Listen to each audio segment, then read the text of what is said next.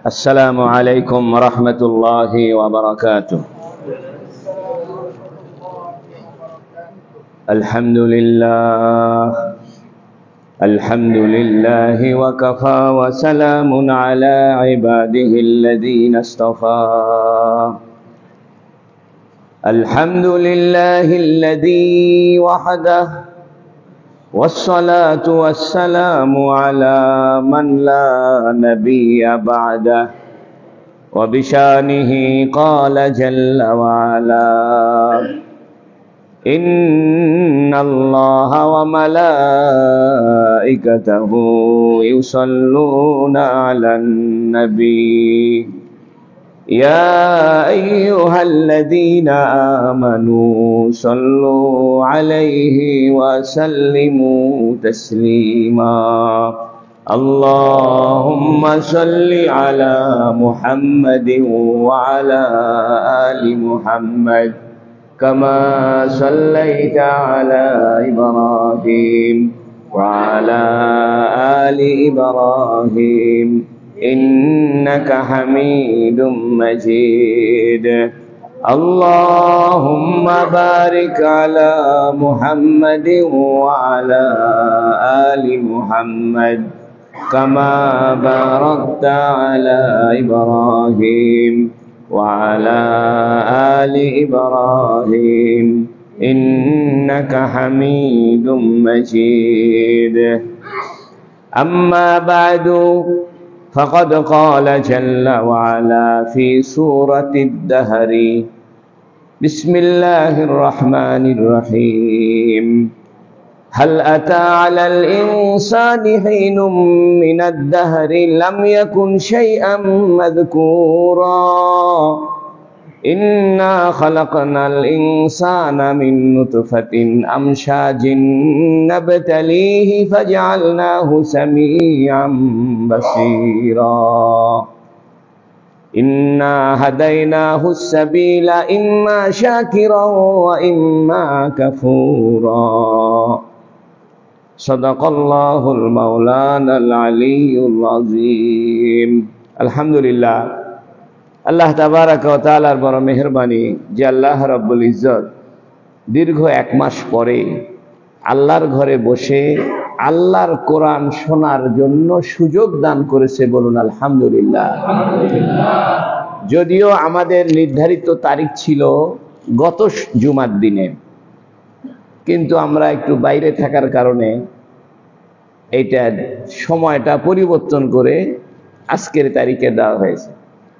নিয়ম হইল প্রত্যেক মাসের ইংরেজি মাসের কোন শুক্রবার তৃতীয় জুমার দিন, প্রথম দ্বিতীয় তৃতীয়।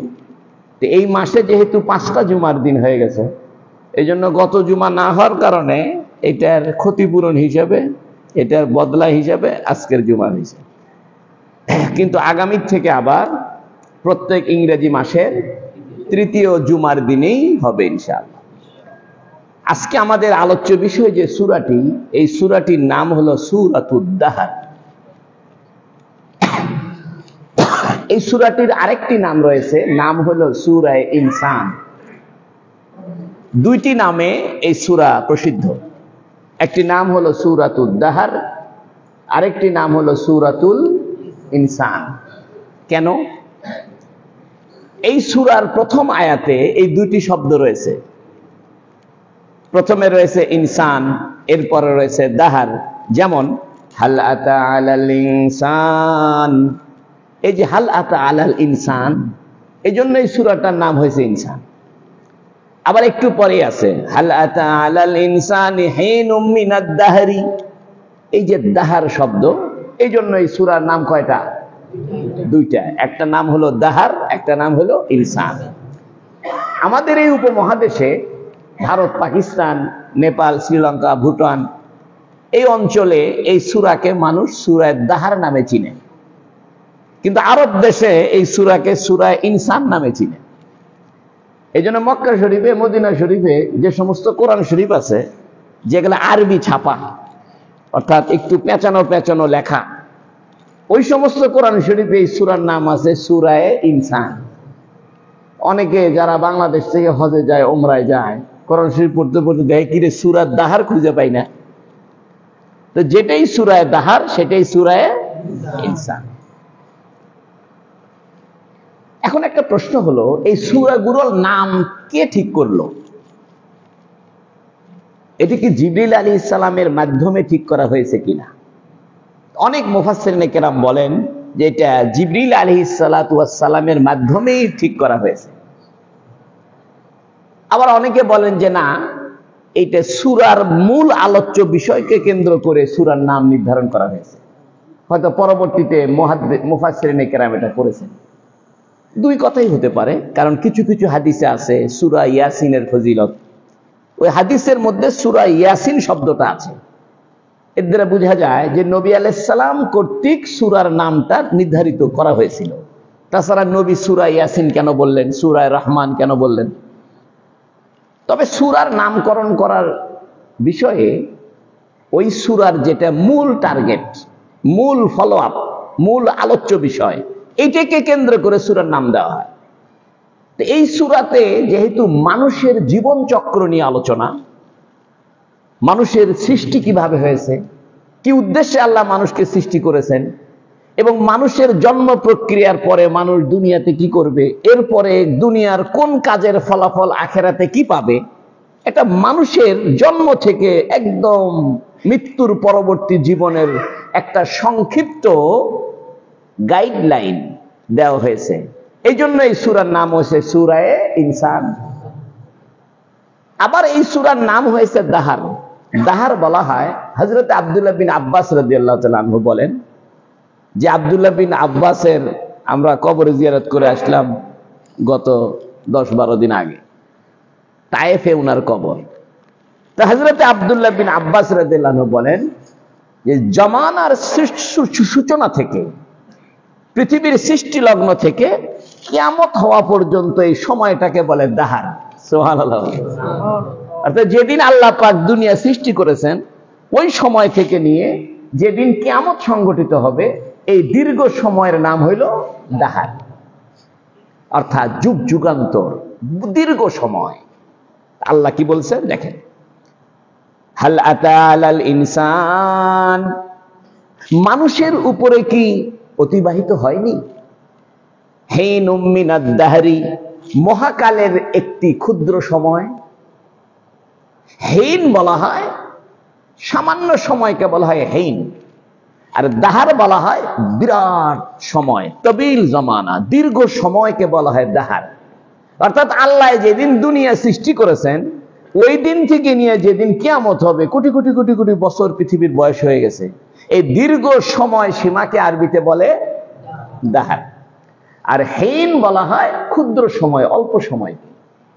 এই যে আমরা পৃথিবীতে যে অবস্থান করতেছি, আমাদের জন্ম থেকে নিয়ে মৃত্যু পর্যন্ত 50-60 বছর, 70 বছর, 80 বছর, 100 বছরই ধরলাম, বা 100-র বেশি ধরেন, 110 বছরই ধরেন।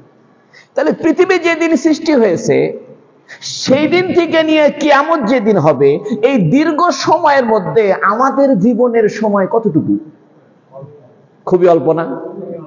যদি একটা সাগরের সাথে আমাদের সময়ের তুলনা দেওয়া হয়, সাগরে যত পানি থাকে এই পানিগুলোকে যদি সময়ের সাথে তুলনা করা হয়, আর সেখান থেকে এক চিমটি পানি বা এক ফোঁটা পানি বা সুইয়ের মাথার থেকে একটু পানি নিলে পরে যতটুকু পানি সুইয়ের মাথায় থাকবে, পৃথিবীর জন্ম থেকে কিয়ামত পর্যন্ত দীর্ঘ সময়ের অনুপাতে আমাদের হায়াতটা সুইয়ের মাথার সামনের আগার পানির পরিমাণ হবে না, ঠিক কিনা?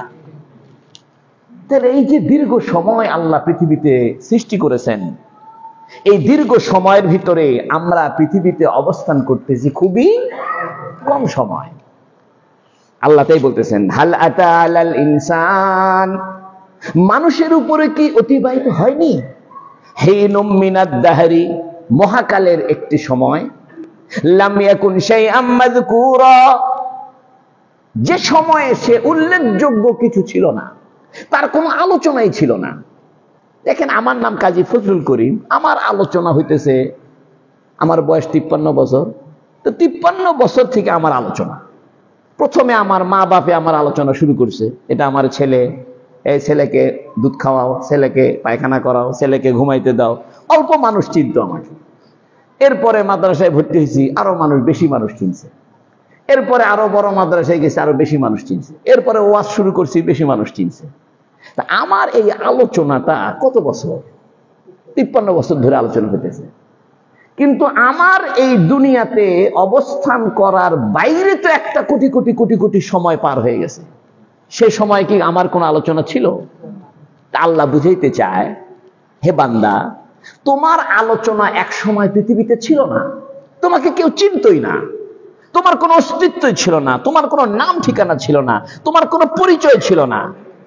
ঠিক তোমার মৃত্যুর পরেও আরো অনেক সময় পৃথিবীতে অতিবাহিত হবে, ওই সময়ও তোমাকে কেউ চিনবে না, তোমার কোনো আলোচনাই থাকবে না। এই জন্য দেখেন, পৃথিবীতে কোটি কোটি মানুষ ছিল, তাদের আলোচনা কি আছে? নাই। তবে ইল্লা মাশাআল্লাহ, যারা কোরআন হাদিসের কাজ করেছে, আল্লাহর কাজ করেছে, তাদের নাম এখনো পৃথিবীতে আছে। হযরতে আবু হুরায়রার নাম, আব্দুল্লাহ বিন আব্বাসের নাম, ইমাম বুখারীর নাম, ইমাম তিরমিজির নাম, এদের নাম কিয়ামত পর্যন্ত থাকবে। আর সবচেয়ে বেশি সময় ধরে যার নাম থাকবে তিনি হলেন মুহাম্মাদুর রাসূলুল্লাহ সাল্লাল্লাহু আলাইহি ওয়াসাল্লাম। মুহাম্মদ সাল্লাল্লাহু আলাইহি ওয়াসাল্লামের নাম পৃথিবীর সূচনা লগ্ন থেকেই ছিল। আদম আলাইহিস সালামও বলে গেছে, আমার বংশধরে একজন আখির নবী আসবে, তিনি সুপারিশ করবে, তিনি শাফাত করবে, তিনি হাউজে কাউসারের পানি দিবে। এই নবী আলাইহিস সালামের আলোচনা পৃথিবীর শুরুতেও ছিল, কিয়ামত পর্যন্ত থাকবে, কবরেও থাকবে, হাসরেও থাকবে, জান্নাতের ভিতরেও থাকবে। আল্লাহ সে কথা বলেছেন, ওয়ারাফানা লাকা যিকরাক, হে নবী, আমি আপনার আলোচনাকে সুউচ্চ করেছি। আজানের ভিতরে আপনার নাম, একামতের ভিতরে আপনার নাম, জন্মের সময় আপনার নাম, বিবাহের সময় আপনার নাম, মৃত্যুর সময় আপনার নাম, কবরের ভিতরে আপনার নাম, কবরের থেকে উঠলেও আপনার নাম, হাসরের ময়দানে আপনার নাম, প্রশংসার পতাকা আপনার হাতে থাকবে, বেহেশতের চাবিটা থাকবে আপনার হাতে। যেখানে যাবেন সেখানে আমি আল্লাহর নামের পাশে আপনার নাম মুহাম্মাদুর রাসূলুল্লাহ লেখা থাকবে। ওয়ারাফানা লাকা যিকরাক, হে নবী, আমি তো আপনার আলোচনাকে সুউচ্চ করেছি। তাই আল্লাহ বলতেছেন, হাল আতা আলাল ইনসান, মানুষের উপরে কি পার হয়ে যায় নাই? হিনুম মিনাদ দাহরি, মহাকালের একটি সময়, একটি নির্ধারিত সময়, লাম ইয়াকুন শাইআম মাযকুরা, সে উল্লেখযোগ্য কিছুই ছিল না, তার কোনো নাম ঠিকানা ছিল না। এই আয়াতের তিনটে অর্থ, সবগুলো অর্থ আব্দুল্লাহ ইবনে আব্বাস বয়ান করেছেন, মুকাতিল বয়ান করেছেন এবং অন্যান্য মুফাসসিরিনে কেরাম এই তিনটে অর্থ বয়ান করেছে। একটা অর্থ হলো ব্যাপক অর্থ, সেটা হলো পৃথিবীর যে বয়স, এই বয়স অনুযায়ী আমাদের পৃথিবীতে অবস্থানের সময়টা খুব ক্ষুদ্র সময়। আমায় আর আপনি পৃথিবীতে যতটুকু সময় অবস্থান করব, এর চাইতে কোটি কোটি বেশি সময় পৃথিবীতে পার হয়ে গেছে এবং আরো কোটি কোটি সময় পৃথিবীতে সামনে পার হবে। আপনি আগেও ছিলেন না, সামনেও থাকবেন না, মাঝখানে 40-50 বছর থাকবো। আল্লাহ আগেও ছিল, এখনো আছে, পরেও আছে। হুয়াল আউয়ালু ওয়াল আখিরু ওয়াজ জাহিরু ওয়াল বাতিন। এটা একটা অর্থ যে হে পৃথিবীর মানুষ, একটু চিন্তা করো, তুমি যে পৃথিবীতে 70-80 বছর থাকো, তোমার থাকার সময়টা খুব অল্প। তুমি আসার আগেও অনেক সময় পৃথিবীতে পার হয়ে গেছে এবং তোমার মৃত্যুর পরেও আরো অনেক সময় পার হবে। একটু ভাবো, এই সময়টা বানিয়েছে কে? তোমার বাহাদুরি করার কি আছে? তুমি তো সময়ের ভিতরে অবস্থান করো। একটা সময়ের ভিতরে তোমাকে আমি রাখছি, আর সময়ের স্রষ্টাকে হাদিস শরীফে আছে, লা তাসুব্বুদ দাহার। এই যে দেখেন, দাহার শব্দটা আসছে হাদিসের মধ্যে, লা তাসুব্বুর দাহার, তোমরা দাহারকে গালি দিও না। দাহার মানে সময়। একথা বলো না জমানা খারাপ হয়ে গিয়া, যুগ খারাপ হয়ে গেছে, একথা বলো না। লা তাসুব্বুদ দাহার, আনাদ দাহারু, আমি সময় সৃষ্টি করেছি। উকাল্লিবুল লাইলা ওয়ান নাহার, রাত আর দিনের পরিবর্তন আমি করি। রাত আর দিনের পরিবর্তনের মাধ্যমে সময় অতিবাহিত হয়। সময়কে গালি দিও না, তোমরা নিজেদেরকে গালি দাও। তোমরা খারাপ হয়েছো, সময় খারাপ হয়নি। সুবহানাল্লাহ। সময় খারাপ না আমরা খারাপ? এই জন্য আমরা বলি যে হুজুর সময় খারাপ হয়ে গেছে, জমানা খারাপ হয়ে গেছে। এ কথা বলবেন না, এটা হাদিসে নিষেধ আছে। বলবেন সময় বদলে গেছে। সবচেয়ে ভালো কথা বলবো, হুজুর সময় ঠিক আছে, আমরা খারাপ হয়ে গেছি। আগের সূর্য এখনো সূর্যই আছে। হুজুর সাল্লাল্লাহু আলাইহি সাল্লামের যুগে যে সূর্য এখনো সূর্য সেটাই আছে। নবীর যুগে যে চাঁদ উঠতো সেই চাঁদটা এখনো আছে। যে আসমান নবীর উপরে থাকতো সেই আসমান এখনো আছে। যে মাটিতে নবী চলাচল করতেন সেই মাটি এখনো আছে। তাহলে আপনি সময়কে গালি দেন কেন? গালি দিবেন নিজেরে যে আমি খারাপ হয়ে গেছি। এই জন্য সময় আপনাকে দামি বানাবে, সময় আপনাকে বদামি মানে বেদামি বানাবে। সময়ের যদি সদ্ব্যবহার করেন আপনি দামি হয়ে যাবেন, আর সময়ের যদি অবমূল্যায়ন করেন তাহলে আপনি বেদামি হয়ে যাবেন। এই জন্য ইংরেজিতে বলা হয় টাইম ইজ পাওয়ার, সময়টাই শক্তি। এবং আরেকটা বলা হয় নলেজ ইজ পাওয়ার। আসলে মূলত সময় হলো শক্তি। এই জন্য আপনি যদি আর আমি যদি সময়কে কাজে লাগাই, সময়কে আল্লাহর জিকিরে কাটাই, ইবাদতে কাটাই, নামাজে কাটাই, তেলাওয়াতে কাটাই, দান খয়রাতে কাটাই, ভালো ব্যবহারে কাটাই, কোরআন হাদিস লেখাপড়ার ভিতরে সময় ব্যয় করি, আপনি দামি হয়ে যাবেন। সাহাবায়ে কেরাম দামি হয়েছে সময়ের ভিতরেই, ঠিক কিনা? তাহাজ্জুদের সময় পার হয়ে যাচ্ছে, আমি ঘুমায় থাকলাম। ফজরের নামাজের সময় পার হয়ে যাচ্ছে, আমি ঘুমায় থাকলাম, আমি অদামি হয়ে গেলাম। আর যদি ফজরের সময় হয়েছে আমি জেগে গেলাম, তাহাজ্জুদের সময় হয়েছে আমি উঠে গেলাম, আমি দামি হয়ে গেলাম। সময় তো আপনাকে দামি বানাচ্ছে। তাহাজ্জুদের সময় আসে আপনাকে দামি বানায়, লাইলাতুল কদর আসে আপনাকে দামি বানায়, রমজান মাস আগমন করে আপনাকে দামি বানায়, জুমার দিন আসে আপনাকে দামি বানায়। রমজান না আসলে আমরা কি দামি হইতে পারতাম? রমজানের উসিলাই তো আল্লাহ আমাদেরকে দাম বাড়ায় দিছে, লাইলাতুল কদর দান করেছে। শবে বরাত আসে আমাদের দাম বেড়ে যায়, হজের মৌসুম আসে আমাদের দাম বেড়ে যায়। তাহলে সময় আমাদেরকে দামি বানায়, সময় আমাদেরকে অদামি বানায়। যদি আমরা সময়ের ব্যবহার ঠিক মতো করি তাহলে আমরা দামি হব, আর সময়ের ব্যবহার ঠিক মতো না করলে অদামি হব। তা আল্লাহ বলতেছে হাল আতা আলাল ইনসান, মানুষের উপরে কি পার হয়ে যায়নি হেনুম মিনাদ দাহারি, মহাকালের, দাহার মানে পৃথিবীর শুরু থেকে নিয়ে কিয়ামত পর্যন্ত এই দীর্ঘ সময়ের একটা অংশ কি পার হয়নি? লাম ইয়াকুন শাইআম মাযকুরা, সে উল্লেখযোগ্য কিছুই ছিল না, তার কোন নাম ঠিকানা ছিল না, তাকে আলোচনাই ছিল না, তাকে কেউ জানতোই না, চিনতোই না। এটা একটা অর্থ যে আমার পৃথিবীতে 70-80 বছর থাকার আগেও আমার কোনো আলোচনা ছিল না, এবং আগামীতেও আমার কোনো আলোচনা থাকবে না। এই জন্য কোটি কোটি কোটি কোটি মানুষের কবরকে আল্লাহ বিস্তৃত করে দিছে। সব মানুষের কবর যদি চিহ্নিত থাকতো তাহলে গোটা দুনিয়া কবরে ভরে যেত, মানুষ রাস্তা দিয়ে হাঁটতে পারতো না, সব জায়গায় কবর খুঁজে পেত। 1,24,000 নবীর কবরকে আল্লাহ ঠিক রাখেনি, হাতে গোনা কয়েকজন নবীর কবর ঠিক রাখছে। তার মধ্যে আমাদের নবী মুহাম্মদুর রাসূলুল্লাহ সাল্লাল্লাহু আলাইহি ওয়াসাল্লাম এক নম্বরে। হাজার হাজার নবী চলে গেছে, তাদের কবরের কোনো ঠিকানা নাই।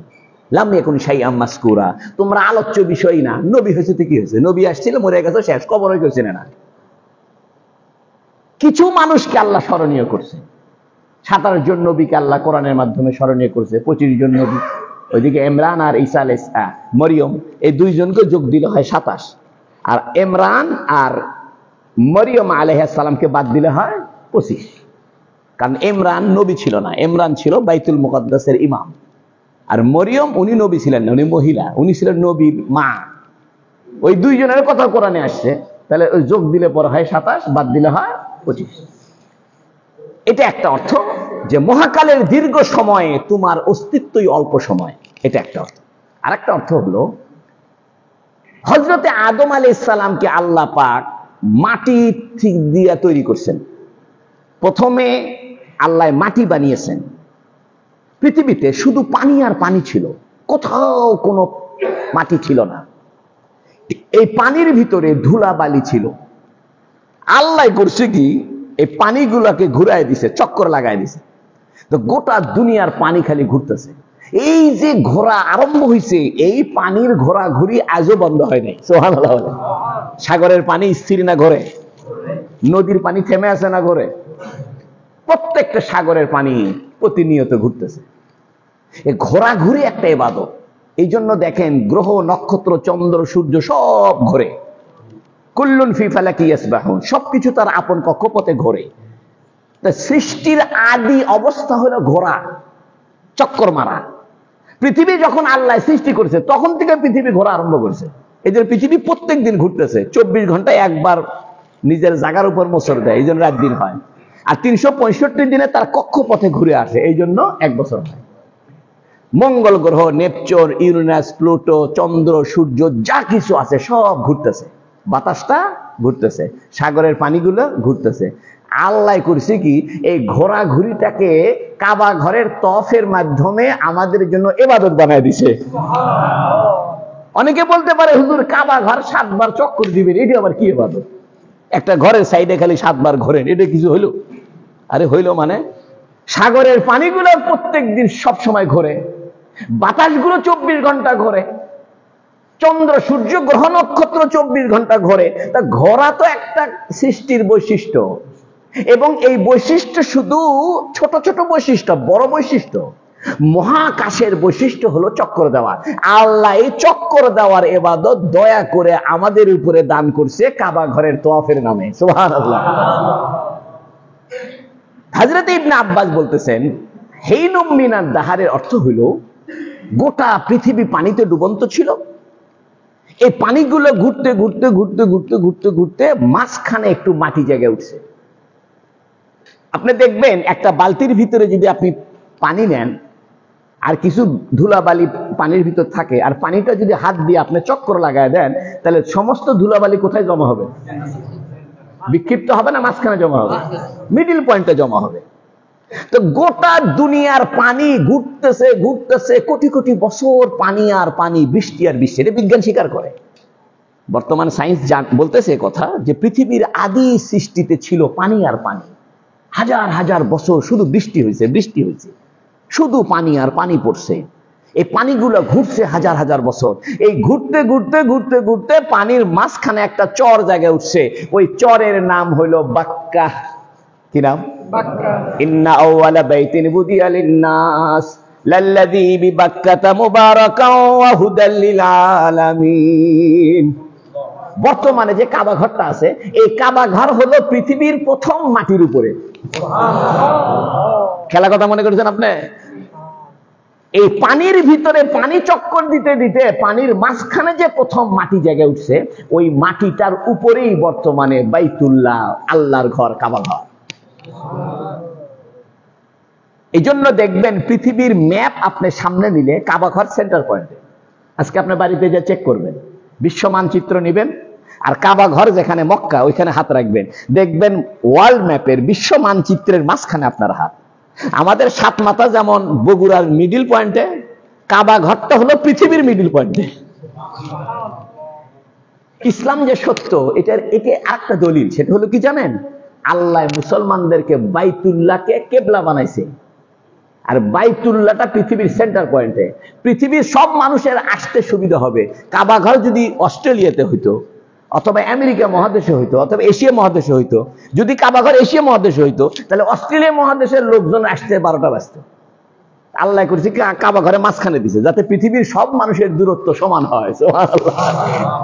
পৃথিবীর উত্তর থেকে দক্ষিণে, উত্তর থেকে কাবা ঘর যত দূর, দক্ষিণ থেকে তত দূর, পূর্ব থেকে পশ্চিম থেকে, মাঝখানে দিছে, যাতে কেউ অভিযোগ না করতে পারে আল্লাহ কাবা ঘর এত দূরে দিলেন, আমাদের বাড়ির থেকে কাবা ঘর বেশি দূরে। আল্লাহ কেন মাঝখানে দিছি, যে যেখানেই থাকো মিডিল পয়েন্টে দিছি।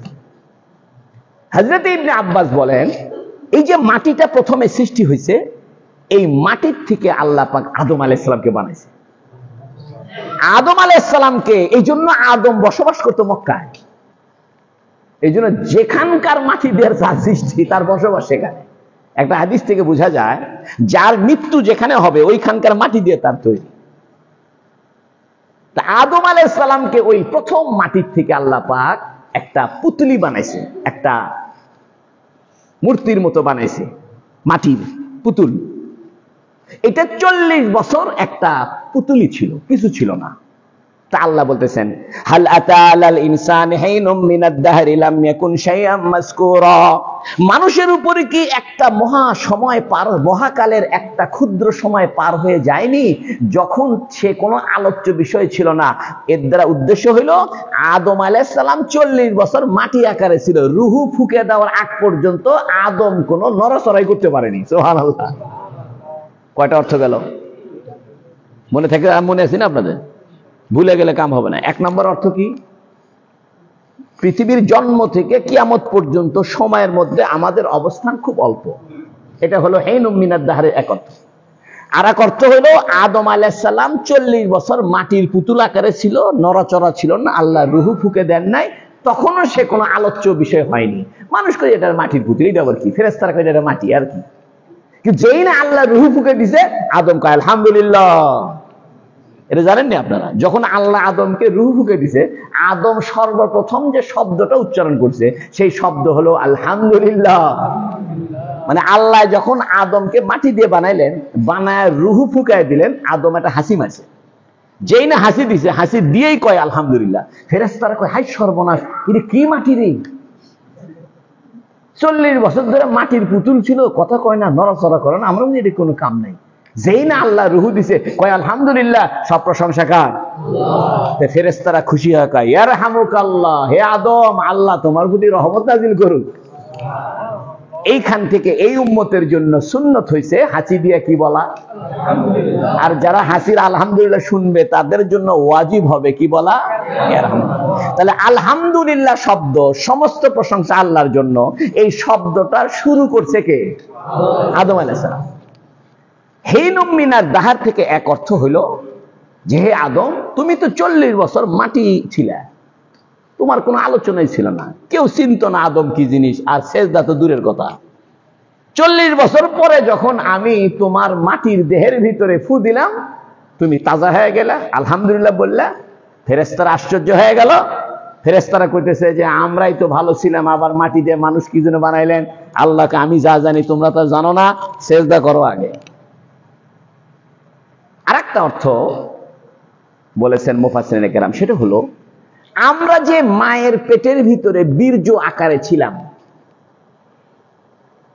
আমরা তো এক সময় আমাদের বাপের বীর্যের ভিতরে ছিলাম, আর বীর্যটা ছিল রক্তের ভিতরে, রক্তগুলো ছিল ফল ফলাদি খাওয়া দাওয়ার মধ্যে, আর ফল ফলাদি খাওয়া দাওয়া ছিল মাটির মধ্যে। তাহলে মাটির থেকে ধান হয়েছে, সেই ধানে থেকে চাউল হয়ে ভাত খাইছে আমার বাপে। মাটির থেকে ঘাস হয়েছে, সেই ঘাস খাইছে গরু, সেই গরুর গোস্ত খাইছে আমার বাপে। মাটির থেকে ঘাস হয়েছে, সেই ঘাস খাইছে গরু, সেই গরুর পেটের মধ্যে দিছে আল্লাহ দুধ, সেই দুধ খাইছে আমার বাপে। তারপর আমার বাপের মধ্যে রক্ত হয়েছে, সেই রক্ত থেকে বীর্য হয়েছে। আমার মায়ের পেটের মধ্যেও আবার রক্ত থেকে বীর্য হইয়া, বাপ আর মায়ের বীর্য একসাথে মিলিত হইয়া তারপরে আমরা দুনিয়াতে আসছি। তা আমরা যখন বাপের বীর্যের ভিতরে অবস্থান করতেছিলাম, মায়ের বীর্যের ভিতরে অবস্থান করতেছিলাম, এমনকি মায়ের পেটের ভিতরে অবস্থান করতেছিলাম, গোস্তের টুকরা হইয়া, রক্তের টুকরা হইয়া, তখনও তো আমরা কোনো আলোচ্য বিষয় ছিলাম না। আমাদের কোনো আলোচনা ছিল না, ছেলে হবে না মেয়ে হবে এই নিয়ে টেনশন। ছেলে হলে কি হবে, মেয়ে হলে কি হবে, কি নাম রাখা হবে, এগুলো পরে। তাহলে বোঝা গেল দীর্ঘ সময় আমরা বাপের বীর্যের ভিতরে ছিলাম, আর বাপের বীর্যটা ছিল রক্তের ভিতরে, আবার বাপের বীর্যর মূল বীর্যটা ছিল দাদার ভিতরে, দাদার রক্ত বীর্য ছিল তার বাপের ভিতরে। তাইলে দীর্ঘ সময় আমি ছিলাম, কিন্তু আমি আলোচনায় ছিলাম না। একটা হাদিস মনে পড়ছে, আল্লাহ পাক হযরতে আদম আলাইহিস সালামকে তৈরি করার পরে ওনার ডান পাশে মানে স্পর্শ করেছেন অথবা ফুৎকার দিয়েছেন, তা হাজার হাজার রূহ বের হয়েছে। আল্লাহ বলছেন এগুলো সব জান্নাতি, সুবহানাল্লাহ। আবার বাম পাশে স্পর্শ করার পরে হাজার হাজার কোটি কোটি রূহ বের হয়েছে। আল্লাহ বলছেন এগুলো বাম সাইডের, এগুলো সব জাহান্নামী। আমার বলার উদ্দেশ্য হলো আমাদের অস্তিত্ব কিন্তু আদম বহন করছে। আমি কাজী ফজলুল করিমের অস্তিত্ব বহন করছে আমার বাপে, আমার বাপের অস্তিত্ব বহন করছে দাদায়, দাদার অস্তিত্ব বহন করছে তার বাপে, তার বাপের অস্তিত্ব বহন করছে তার উপরের বাপ। এভাবে এভাবে আমরা যে বর্তমানে আপনার সায়েন্স বলে, কি বলে এটাকে, বলেন genetic science, right, genetic science যেটাকে বলা হয়, এই জেনেটিক সায়েন্স কিন্তু আদম পর্যন্ত ঠেকছে। এই জন্য বর্তমানের বিজ্ঞানী কথা মেনে নিছে যে ছেলের মধ্যে যে চরিত্র, এই চরিত্রটা জেনেটিক হারে বাপের ভিতরে ছিল। বাপের যে চরিত্র এটা দাদার ভিতরে ছিল, দাদার যে চরিত্র এটা দাদার বাপের ভিতরে ছিল। এভাবে পিছনে যাইতে যাইতে সবার চারিত্রিক বৈশিষ্ট্য কিছু না কিছু আদমের সাথে যা মিল খাবে। সুবহানাল্লাহ। কারণ আমাদের সকলের অস্তিত্ব জেনেটিক সিস্টেমিক কারণে, জেনেটিক সায়েন্সের কারণে আমরা আমাদের আদমের সাথে আমাদের কানেকশন। এই জন্য জেনেটিক সায়েন্স এমন একটা সায়েন্স বর্তমানে, আপনার জেনেটিক পরীক্ষা যদি করা হয় বোঝা যাবে এই ছেলেটা বাপকে। অর্থাৎ আপনার জেনেটিক সায়েন্স পরীক্ষা করলে বোঝা যাবে যে আপনার বাপ অমুক। অর্থাৎ আপনার বাপের সাথে আপনার এমন একটা মিল আছে, এই মিলটা পৃথিবীর আর কারোর সাথে নেই, শুধু আপনার বাপের সাথেই আপনার ওই মিলটা আছে, এটাকে জেনেটিক সায়েন্স বলে। আবার আপনার দাদার সাথে আপনার মিল আছে, এই জন্য দেখবেন দাদার মতো হয় নাতি। আবার দেখবেন ওই দাদার বহু পুরাতন এক দাদা ছিল, মনে করে সে বিশাল আল্লাহ ওলি ছিল, মাঝখানে সব নষ্ট হয়ে গেছে, দুষ্ট হয়ে গেছে। 50, 60, 100 বছর পরে ওই রকম এক আল্লাহওয়ালা আবার এই পরিবারে জন্ম নিছে। এটা জেনেটিক সায়েন্সের কারণে। এই জন্য হুজুর সাল্লাল্লাহু আলাইহি সাল্লামের পরিবার আদম পর্যন্ত কেহই জেনাকার ছিল না। সুবহানাল্লাহ। হুজুর সাল্লাল্লাহু আলাইহি সাল্লামের মা, তার মা, তার মা, তার মা, তার মা, তার মা, এভাবে যাইতে যাইতে হাওয়া পর্যন্ত। এবং নবী আলাইহিস সালামের বাপ আব্দুল্লাহ, তার বাপ আব্দুল মুত্তালিব, তার বাপ হাশেম, এইভাবে যাইতে যাইতে যাইতে আদম পর্যন্ত এই নবীর মায়ের সিলসিলা আর বাপের সিলসিলার ভিতরে কেহই জীবনে জেনা করেনি। সুবহানাল্লাহ। অর্থাৎ জেনেটিক হারেই, জেনেটিক দৃষ্টিতেই আল্লাহ পাক মুহাম্মদ সাল্লাল্লাহু আলাইহি ওয়াসাল্লামকে আদম থেকে পবিত্র চ্যানেলের ভিতরে দুনিয়াতে পাঠিয়ে দিয়েছে।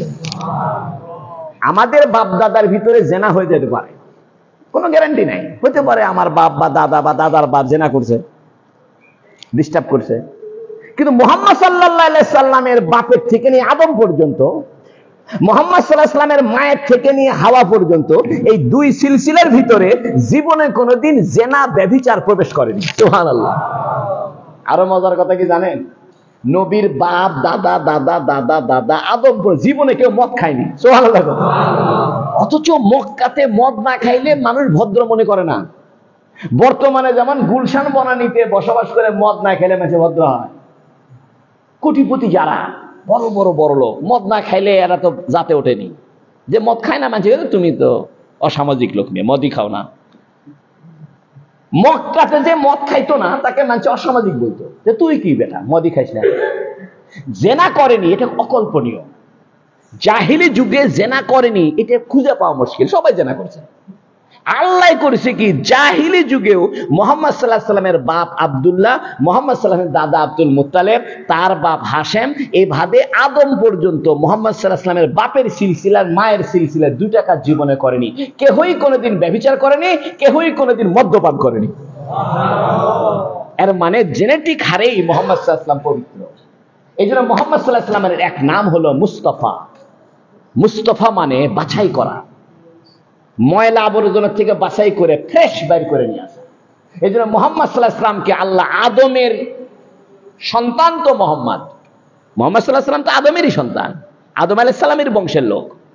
এই যে আদম আলাইহিস সালামের বংশ থেকে যে মুহাম্মদ সাল্লাল্লাহু আলাইহি সাল্লাম বের হয়ে আসছেন হাজার হাজার বছর পরে, কিন্তু জেনেটিক আকারে পবিত্রতা আল্লাহ রক্ষা করেছেন আদম টু মুহাম্মদ সাল্লাল্লাহু আলাইহি সাল্লাম। আব্দুল্লাহ বিন আব্বাস বলতেছে, হিনুম মিনাদ দাহারের অর্থ হইল তুমি আর আমি যে বীর্যের আকারে ছিলাম, মায়ের গর্ভে ছিলাম, এই সময়ও আমরা আলোচ্য বিষয় ছিলাম না। সব মিলে এই আয়াতের কয়টা অর্থ হইল? একটা অর্থ হইল কিয়ামত, পৃথিবীর সূচনা থেকে কিয়ামত পর্যন্ত দীর্ঘ সময়, এই কোটি কোটি সময়ের মধ্যে আমার আর আপনার বসবাস 60-70 বছর। আগেও আলোচনা ছিল না, পরেও আলোচনা থাকবে। 2 নম্বর, আদম আলাইহিস সালামকে যখন আল্লাহ মাটির মধ্যে রাখছিলেন, রূহ দেন নাই, ওই সময়টাও দীর্ঘ সময়ের মধ্যে সামান্য কিছু সময়। আর একটা হলো আমি আর আপনি আমার মা আর বাপের বীর্যের ভিতরে অবস্থান করতেছিলাম, ওই সময়ও আমরা কোনো আলোচ্য বিষয়ে ছিলাম না। এখানে আরেকটা কথা বলে এই আয়াতটা আমি শেষ করে দিই, সেটা হলো, আপনাদের কষ্ট হচ্ছে না তো? বুঝতেছেন? আরেকটা কথা আমি একটু যোগ করি, সেটা হলো আমার যে সন্তান ভবিষ্যৎ, যে ছেলেটা এখনো বিবাহ করেনি, যে ছেলেটা এখনো, ভালো করে শোনেন, যে ছেলে এখনো কি করেনি, ওই ছেলেও কিন্তু তার সন্তানকে ধারণ করতেছে। যে এখনো বিয়েই করেনি, ওই সন্তানের যে মূল উপাদান সে এই ছেলেটা বহন করতেছে।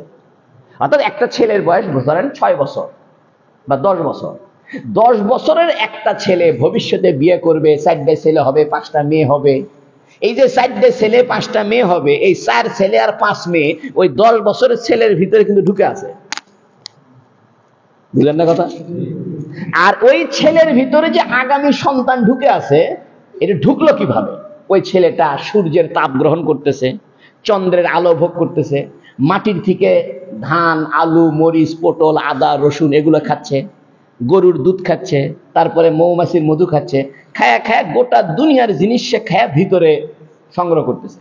আর সংগ্রহ করার কারণে ভালো জিনিসগুলো রক্ত হয়ে যাচ্ছে, খারাপ জিনিসগুলো পেশাব পায়খানা হয়ে বার হয়ে যাচ্ছে।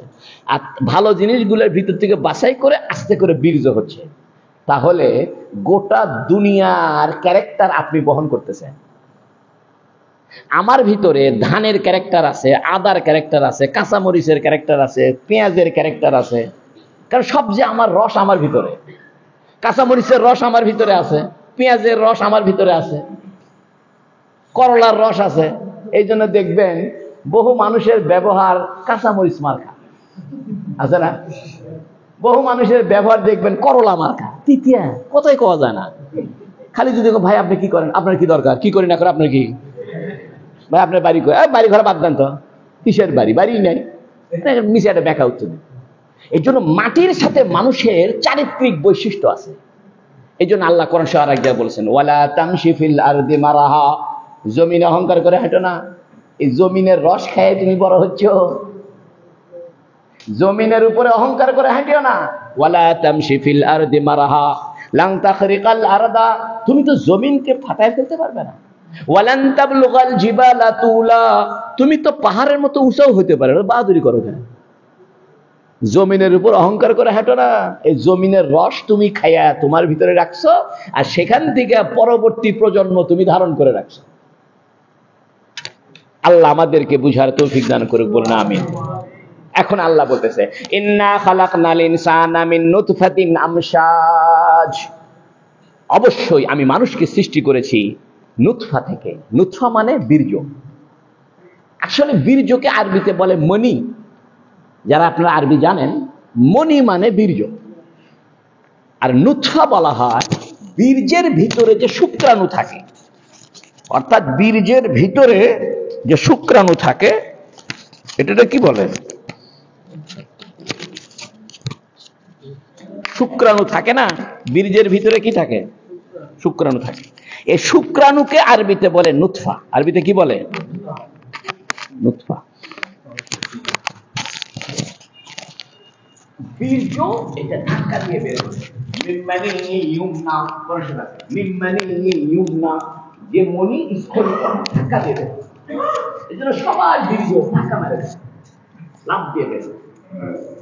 একটা বীর্যের ভিতরে কোটি কোটি শুক্রাণু থাকে, লক্ষ লক্ষ শুক্রাণু।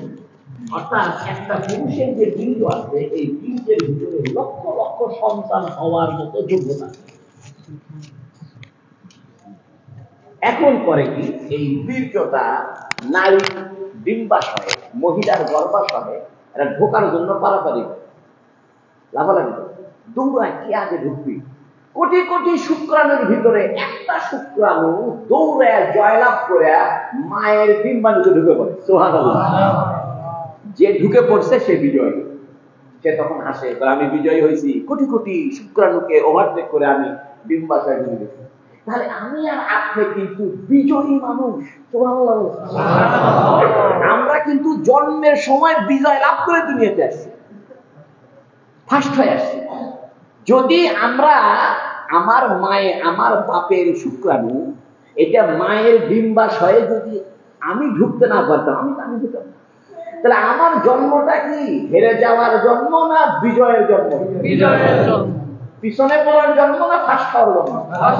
আমি তো ফার্স্ট হয়ে আসছি। এই জন্য আল্লাহ বলছেন, তুমি আশরাফুল মাখলুকাত, তুমি সবচেয়ে মর্যাদাবান সৃষ্টি। কারণ কোটি কোটি শুক্রাণুকে তুমি ওভারটেক করে, কোটি কোটি শুক্রাণুকে তুমি পিছনে ফেলে তুমি একা বিজয়ী হয়ে পৃথিবীতে আসছো। তো তুমি হলে সবচেয়ে শ্রেষ্ঠ সৃষ্টি। আল্লাহ আমাকে বিজয়ী বানায় পৃথিবীতে পাঠাইলো, আর সেই আল্লাহ নাফরমানি করা কি সাজে? একটাবার ভাবেন না যে আল্লাহ আমাকে কোটি কোটি শুক্রাণুর ভিতর থেকে বিজয়ী করে দুনিয়াতে পাঠাইছে। আমি আমার বাপের যে বীর্যের ভিতরে ছিলাম সেখানে আরো শুক্রাণু ছিল, তারা দুনিয়াতে আসতে পারে, আমি আসি, আমি দৌড়ায় ফার্স্ট, আল্লাহ আমাকে ফার্স্ট বানায় দিছে। তা আল্লাহ আপনাকে আমাকে ফার্স্ট বানায়া দুনিয়াতে নামায়া দিছে, দুনিয়াতে পাঠায়া দিছে, সেই আল্লাহর দরবারে 5 ওয়াক্ত সিজদা করার দরকার আছে কিনা? সেই আল্লাহর প্রতি মানার দরকার আছে কিনা? যে ব্যক্তি ওই আল্লাহর প্রতি ঈমান আনে নাই, তার চাইতে বড় জালেম আর কেউ হইতে পারে না।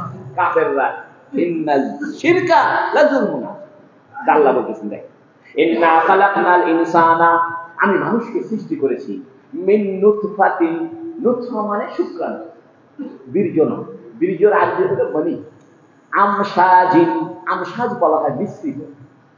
আল্লাহ একটা সাইন্টিফিক কথা বলছে, 1400 বছর পরে বর্তমান যারা প্রজনন শাস্ত্রের উপরে লেখাপড়া করে, ডাক্তার হয়, এরা বুঝবে।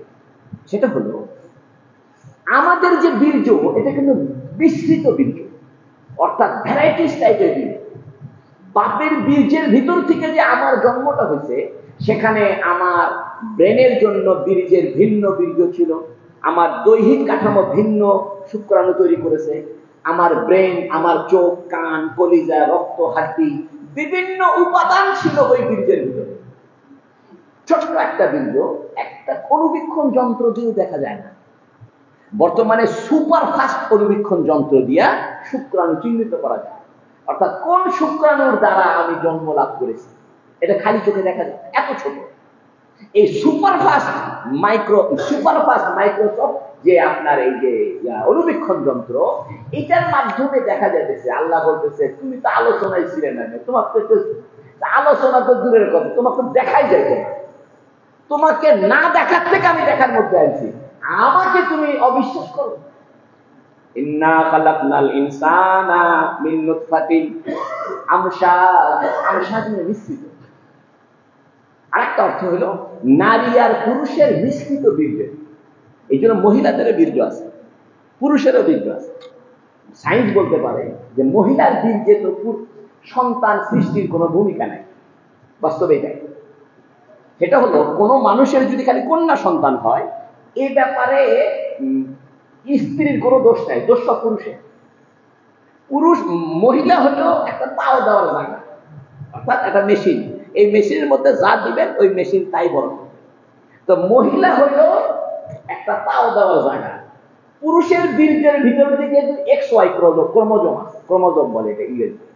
যদি এই ক্রোমোজোমটা পুরুষের ক্রোমোজোম ঢোকে তাহলে ছেলে বাচ্চা, আর মেয়ের ক্রোমোজোম ঢোকে তাহলে কি বাচ্চা হবে? এখন অনেকে বলে আমার বইয়ের খালি বেটি হয়, এই তুই কুকুশাই খালি তোর বেটি হয়, তোর তালাক জানাতে বিয়ে করবি, এটা সঠিক না বেটি? বিজ্ঞান সম্মত না ভুল কথা? একটা মেয়ে, একটা স্ত্রীর বারবার কন্যা সন্তান হচ্ছে, এতে কি ওই মেয়ের কোনো দোষ আছে? কোনো দোষ নেই, দোষ তোমার মেয়ে, তুমি ঠিক মতো ঢুকাইতে পারো না, অর্থাৎ তোমার শুক্রাণু, তোমার ক্রোমোজোমটা ঠিক মতো ফাঁস হয়ে যাইতে পারেনি, এই জন্য তো তোমার ছেলে হয় না। কিন্তু আমাদের সমাজে হাজার হাজার মহিলা গালি শুনতেছে, নিগৃহীত হচ্ছে, তালাক হয়ে যাচ্ছে, শুধু কি সন্তান হওয়ার কারণে? মেয়ে সন্তান হওয়ার পিছনে মেয়ের কোনো অবদান নেই। কেউ বলতে পারে যে সন্তান হওয়ার ক্ষেত্রে মহিলাদের বীর্যের তো কোনো অবদান নেই। আমরা বলতেছি এখানে আমশাজ অর্থ হলো সম্মিলিত বীর্য, অর্থাৎ আল্লাহ পুরুষের ভিতরে যে বীর্য দিয়েছেন, যে জাইগট বা ক্রোমোজোমটা দিয়েছেন, এই ক্রোমোজোমটা বা জাইগটটা বা যে মূল পদার্থটা দিয়েছেন, এখানে মানুষের শরীরের দৈহিক কাঠামোর রক্ত, গোস্ত, হাড্ডি, ব্রেন, চোখ, কান, দাঁত সবগুলা তৈরি করার উপযোগী বিষয় একসাথে মিল করে মহিলার গর্ভে ঢুকাই দিয়েছে। এই জন্য তো দাঁত হয়েছে, চুল হয়েছে। এই জন্য আমাদের যে জেনেটিক সায়েন্স, এই জেনেটিক সায়েন্স পড়লে আমরা আশ্চর্য হই। আমি যদিও সায়েন্সের ছাত্র না, আমি বলবি মানুষ, কিন্তু এইগুলো পড়তে হয়েছে বা পড়ে ফেলছি, মানে পড়তে ভালো লাগে, পড়ছি।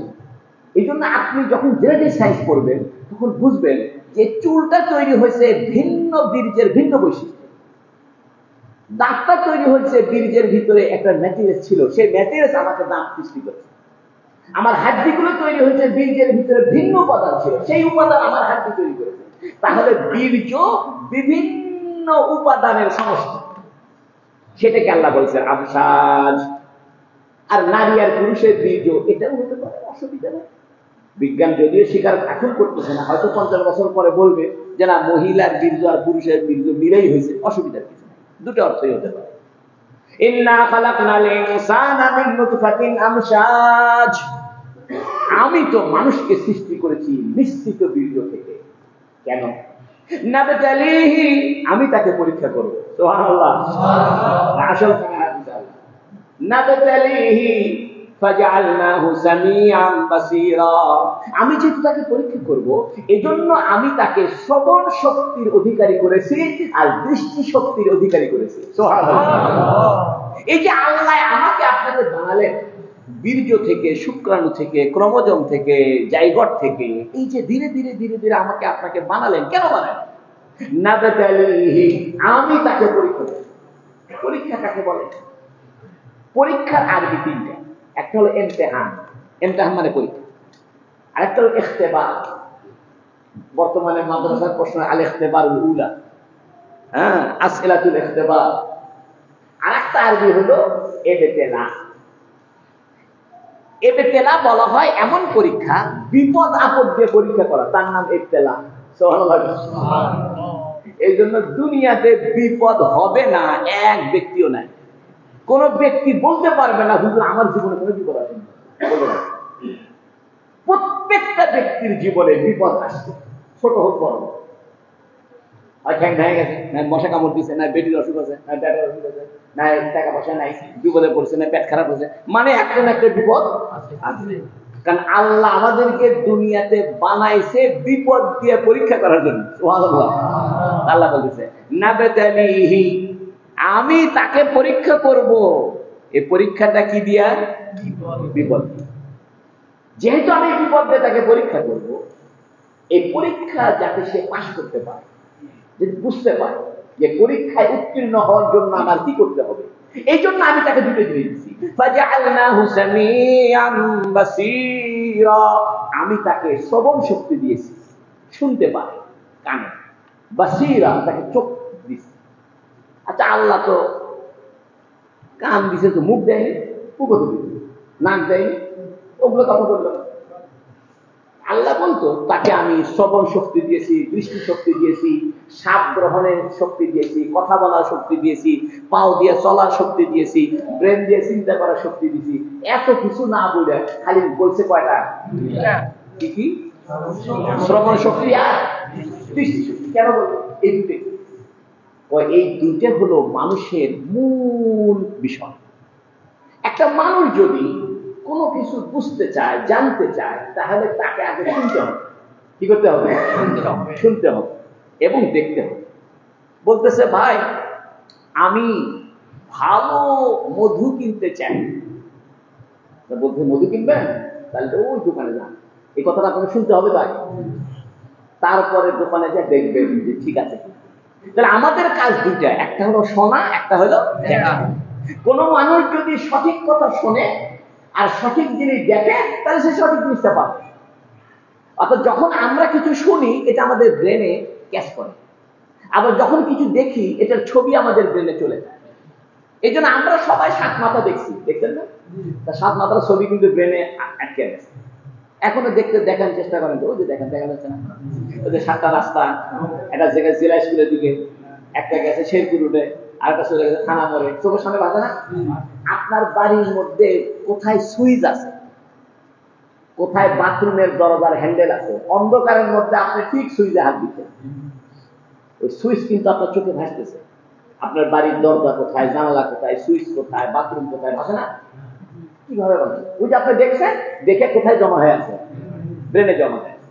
আল্লাহ বলতেছে আমি তোমাকে শ্রবণ শক্তি দিছি আর দেখার ক্ষমতা দিছি, তুমি শোনো, নবীদের কথা শোনো। সুবহানাল্লাহ বলেন।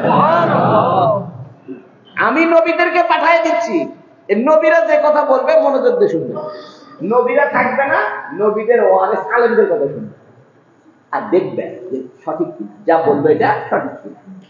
এই জন্য মানুষ যদি শ্রবণ করে আর দেখে তাহলে সে জ্ঞান অর্জন করতে পারে। জ্ঞান অর্জনের মূলত রাস্তা দুটা, একটা হলো শোনা আর একটা দেখা। আচ্ছা, শোনার কথা আগে বললো, দেখার কথা পরে বললো কেন?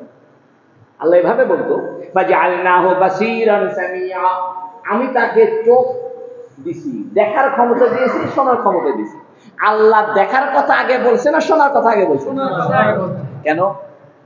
মুফাসসিরিন কেরাম বলে দেখার চাইতে শোনাটা বেশি দরকার। সব জিনিস দেখতে পারবে না, সব জিনিস দেখতে পারবে। আমরা কি আমাদের বাপ মায়ের বিয়ে দেখছি? আরে কোন না? তাহলে বাপকে যে বাপ বলে ডাকেন, দেখে ডাকেন না শুনে ডাকেন? মাকে যে মা বলে ডাকতেছেন, দেখে ডাকতেছেন না শুনে ডাকতেছেন? তাহলে আমাদের বিশ্বাসটা কি দেখার উপরে না শোনার উপরে? এই জন্য আল্লাহ জান্নাত জাহান্নাম ঢেকে রাখছে, দেখতে দেয়নি। নবীদেরকে পাঠাই দিছে যে নবীদের কথা শোনো, তারপরে মৃত্যুর পরে এসে দেখবে। এখন কেউ যদি বলে আমরা আল্লাহকে দেখতে চাই, কথাটা ভুল। কেন দেখতে চাইবে? তুমি তো তোমার অস্তিত্বই দেখোনি, তুমি তো তোমার বাপ মায়ের বিয়েই দেখোনি, তুমি তো তোমার চুলগুলোই দেখোনি। আমাদের মাথার চুল কয়টা আছে জানেন আপনারা? আপনি আপনার পিঠ দেখছেন? পিঠ, আপনার পিঠের মধ্যে রংটা কেমন, কয়টা ফুটনি উঠছে দেখছেন? জীবনে দেখা সম্ভব? আয়না ছাড়া দেখা সম্ভব? আপনার চোখ দিয়ে চোখ দেখছেন? আরে যে চোখ দিয়ে গোটা দুনিয়া দেখে শেষ করে দিলেন, এই চোখ দিয়ে চোখটা দেখছেন। চোখের কাছে নাকের মাথা দেখা যায়? সব চেষ্টা করেন না দেখি, সবাই একটু নাকের মাথা দেখার চেষ্টা না, কাম হচ্ছে। কপালটা দেখেন তো, একদম কাছে, চোখের একদম এক আঙ্গুল উপরে হলো কপাল। চোখটা দিয়ে কপালটা দেখেন না, এর ভালো লাগছে? দেখার স্বাধীনতা তোমার নাই। আমি যতটুক যেভাবে দেখাইব ততটুক দেখবে। তুমি চাইলেই চোখ দিয়ে সব দেখতে পারবে? তো সব যদি দেখতে পারো তো কপাল দেখো, সব যদি দেখতে পারো গালটা দেখো, সব যদি দেখতে পারো কানের ভিতরে এটি দেখো, তো দেখো কান, কান থেকে চোখ কয় আঙ্গুল? এই 4 আঙ্গুল দূরেই তো কান। চোখটা দিয়ে কানটা দেখেন না, চাইলেও তো দেখা যায়। এর মানে আল্লাহ কইতেছে শোনো, দেখা দেখা করে না, দেখবো দেখবো আল্লাহ দেখবো, তারপরে ইমান আনবো। জান্নাত আগে দেখি, কবরের থেকে মানুষ আগে তাজা বাইরে হোক সেটা আগে দেখি, দেখা দেখি বাদ দাও, আগে শোনো। নবীরা যা কয় সেটা শোনো। এই জন্য আল্লাহ শোনার কথা আগে বলছে, দেখার কথা পরে বলছে। এই জন্য অন্য আয়াতে আল্লাহ বলছেন হাক্কুল আইনাল ইয়াকিন। ইয়াকিন তিনটা আছে বুঝছেন? একটা হলো আইনুল ইয়াকিন, একটা হক্কুল ইয়াকিন, একটা ইলমুল ইয়াকিন। ইলমুল ইয়াকিন বলা হয় শুনে বিশ্বাস করা। যেমন আপনারা শুনছেন আমেরিকা নামক একটা দেশ আছে, বিশ্বাস করেন। বাস্তবে যখন আমেরিকা যায় দেখবেন বেড়ে তাই তো, এটা হলো চোখে দেখা। আর শুনছেন আর যা দেখছেন এই দুটা যদি মিল হয় এটা না হক্কুল ইয়াকিন। এই জন্য কিয়ামতের দিন জান্নাতীরা জান্নাতে যা বলবে, আয় আল্লাহ আমাদের কিন্তু আজকে হক্কুল ইয়াকিন হাসিল হয়ে গেছে। জান্নাতীরা বলবে যে আল্লাহ দুনিয়াতে নবীদের কাছে শুনছিলাম জান্নাত জাহান্নাম আছে, শুনেই না রেখেছি, দেখিনি কোনোদিন। আজকে আপনি আমাদের জান্নাতে দিলেন, দেখলাম। তো নবীরা যা বলছিল সেই রকমই দেখলাম। অতএব নবীদের বলা আর আমার দেখা সমান হয়ে গেছে, অতএব আমাদের আর কোনো সন্দেহ নাই। সুবহানাল্লাহ। এই জন্য আল্লাহ বলতেছেন ফাজআলনাহু সামিআন বাসীরা, আমি মানুষকে দৃষ্টিশক্তি দিয়ে, শ্রবণ শক্তি দিয়েছি, এবং আমরা বেশি বলবো না বেশি শুনবো। এই জন্য জ্ঞানী হওয়ার জন্য বেশি বলতে হয় না শুনতে হয়? আমরা এখন বেশি বলতে রাজি, শুনতে রাজি না। সব মানুষ বলতে রাজি। একটা মাসলা তোলেন, সবাই মাসলা দিবে, খালি বলে যে হুজুর এই তাই। একজন বলতে হুজুর আমার পেট খারাপ, সবাই মাসলা দিবে। এই পেট খারাপ হচ্ছে না, এই অ্যামোডিস খাও, এই এটা খাও, এই এটা খাও, সেটা খাও, ওই ডাক্তার। কেউ চুপ থাকে। এই জন্য কোরআনের শিক্ষা হলো চুপ থাকো, শোনো। এই জন্য সাহাবায়ে কেরাম বলতেন সামিনা ওয়া আতা'না। নবী আসলাম কিছু বললেই বলতেন সামিনা ওয়া আতা'না, হে আল্লাহর রাসূল আমরা শুনলাম মানে। সাহাবায়ে কেরাম কথাই বলতেন কম, কিছু হইলে বলতেন আল্লাহ ওয়া রাসূলুহু আলাইহি, আল্লাহ ওয়া রাসূলই ভালো। এখন আল্লাহ করছে কি, চোখ দিছে আর শ্রবণ শক্তি আর দৃষ্টি শক্তি দিছে। একটা প্রশ্ন হতে পারে, যারা ঠসা এরা তো শোনে না, তাই না? বা যারা অন্ধ তারা তো দেখে না, তাহলে এদের কি হবে? আসলে এটার দুইটা জবাব। একটা জবাব হলো যারা ঠসা, শোনে না, এরা না শুনলেও এরা শোনার বিকল্প আছে, বিকল্প ব্যবস্থা। কি বিকল্প ব্যবস্থা? একটা ইশারায় ঠসা বুঝে, তার জন্য কি আছে? ইশারা আছে। এই জন্য বুখারী শরীফের মধ্যে হাদিস আছে, আল ফতোয়া বিল ইশারা, ইশারার দ্বারা ফতোয়া দেয়। এবং চোখে দেখে না অন্ধরা, চোখে না দেখলেও এদের অন্তর্দৃষ্টি আছে। কি আছে? অন্তর্দৃষ্টি। এই জন্য সামিয়ান বাসিরা, এটার অর্থটা দেখো, এটা সরাসরি কানে শুনুক বা ইশারার মাধ্যমে শোনার কাজ করুক, সরাসরি চোখে দেখুক অথবা অন্তর্দৃষ্টিতে দেখুক। এই জন্য একটা হাদিস আছে, যারা দুনিয়াতে অন্ধ হয়ে জন্ম নিছে আল্লাহ এদের জন্য জান্নাত ওয়াজিব করে দিবে। কারণ দুনিয়া দেখেনি, অতএব জান্নাত তো তাকে দেখানো আল্লাহর দায়িত্বের মধ্যে পড়ে গেছে। এই জন্য অন্ধদের অনেক ভাগ্য কি ভালো। আবার অন্ধ হওয়ার জন্য দোয়া করেন না। অনেক সাহাবী অন্ধ হয়ে গেছিল শেষ জামানায়। তো অনেকে বলতে পারে, হ্যাঁ সাহাবী আবার অন্ধ হয়ে গেল। আর ওই হাদিসের ফজিলত পাওয়ার জন্য আল্লাহ অন্ধ বানাইছেন, যাতে জান্নাতে যাওয়া তার জন্য আরো বেশি সহজ হয়ে যায়। এই জন্য কোন সাহাবী যদি অন্ধ হয়, এটা তার দোষ না গুণ? এখন আল্লাহ আসল কথা দিচ্ছে, ইন্না হাদাইনাহুস সাবিলা ইম্মা শাকিরা ওয়া ইম্মা কাফুরা। ইন্না হাদাইনাহুস সাবিল, আমি তার জন্য পথ দেখিয়েছি। ইম্মা শাকিরান, হয়তো সে পথে চলে সে শুকরগুজার হবে, আল্লাহর কৃতজ্ঞ বান্দা হবে। ওয়া ইম্মা কাফুরা, অথবা কুফরি করবে। পরিষ্কার কথা। সেটা কি? আল্লাহ আমাদেরকে বীর্য থেকে, শুক্রাণু থেকে, জাইগোট থেকে, ক্রোমোজোম থেকে তৈরি করে পৃথিবীতে ছেড়ে দিয়েছে, যাওয়ার পথে রাস্তা বানাইছে। এটা ভালো, এটা খারাপ, এটা ভালো, এটা খারাপ। তুমি যদি ভালোটা করো শাকুরা, আর যদি খারাপটা করো কাফুরা। এই জন্য এটা একটা পরীক্ষার হলের সাথে আল্লাহ তুলনা দিচ্ছে। পরীক্ষার হলে আল্লাহ ছেড়ে দিচ্ছে আমাদের। আচ্ছা, কোন পরীক্ষার হলে ওর স্বাধীনতা আছে না? যা খুশি তাই লিখবে, নাকি স্যারেরা বাধ্য করবে এই লেখো না, আমি যা করছি লেখো? নাকি পরীক্ষার হলে স্যার ছেড়ে দিবে যা খুশি না? কেউ লিখছে, স্যার আমার বিয়ে হচ্ছে না, এসএসসি ফেল করলে বিয়ে হবে না, দয়া করে পাস করে দিয়ে। আবার অনেকে মোবাইল নাম্বার দিচ্ছে, দিচ্ছে না? যা খুশি লিখতেছে। মাস্টার কিছু করছে? মাস্টারের কাম হলো 3 ঘন্টা পরীক্ষা দিবে, যা খুশি লেখে। মাস্টার কিন্তু অনেক সময় জানে এই ছেলে ফেল করবে, তাও পরীক্ষা দেওয়া কেন? যদি পরীক্ষা সারা ফেল ঘোষণা করে সে বিদ্রোহ করবে। হ্যাঁ, পরীক্ষায় দেয়নি, আমার ফেল বানাইছেন কেমন? আল্লাহ তো আগে থেকে জানে কে পাস, কে পাস আর কে ফেল। কিয়ামতের দিন যাতে চিল্লে চিল্লে না করতে পারে যে আল্লাহ আমি পাস করলাম, আমি পরীক্ষাতে যাইনি। এই জন্য আল্লাহ করছে কি, দুনিয়াতে সবার পরীক্ষার ব্যবস্থা করছে। পরীক্ষা দিয়ে আসো, কে পাস কে ফেল আমি তো জানি, তারপরে পরীক্ষা দিলাম যাতে কিয়ামতের দিন আমাকে জালেম বলতে না পারো। সুবহানাল্লাহ। আল্লাহ বলছে ইন্না হাদাইনাহুস সাবিল, আমি তাকে পথ দেখিয়েছি। এই পথ দেখার অর্থ কি? পথ দেখার অর্থ ব্যাপক। এটার প্রথম অর্থ হলো নবীদের দ্বারা আমি পথ দেখিয়েছি, অর্থাৎ নবীরা আসা পথ বলে গেছে। কিতাবের দ্বারা পথ দেখিয়েছে, কথা কোরআনের দ্বারা। আলেম ওলামাদের দ্বারা পথ দেখিয়েছে।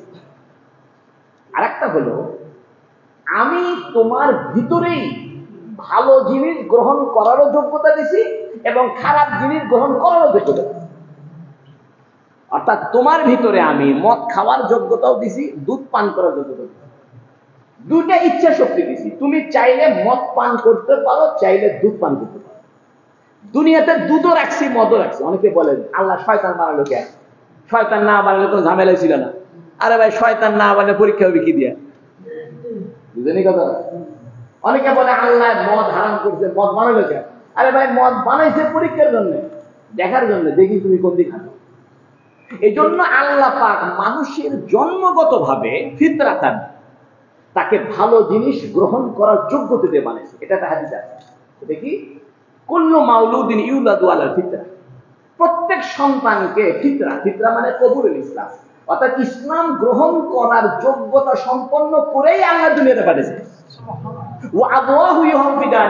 তার বাপ মাতাকে ইহুদি বানায়, আউলিনা সেরানি অথবা খ্রিস্টান বানায়, আউলিনা জিসানি অথবা অগ্নি পূজারী, অর্থাৎ পরিবেশটাকে খারাপ।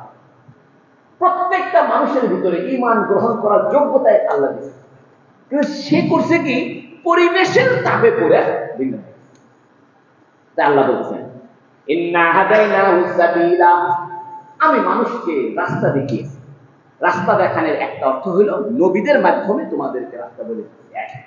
2 নম্বর কিতাবের মাধ্যমে, 3 নম্বর আলেম ওলামাদের মাধ্যমে, 4 নম্বরে আমি তোমার ভিতরেই ভালো রাস্তা গ্রহণ করার যোগ্যতা দিয়েছি।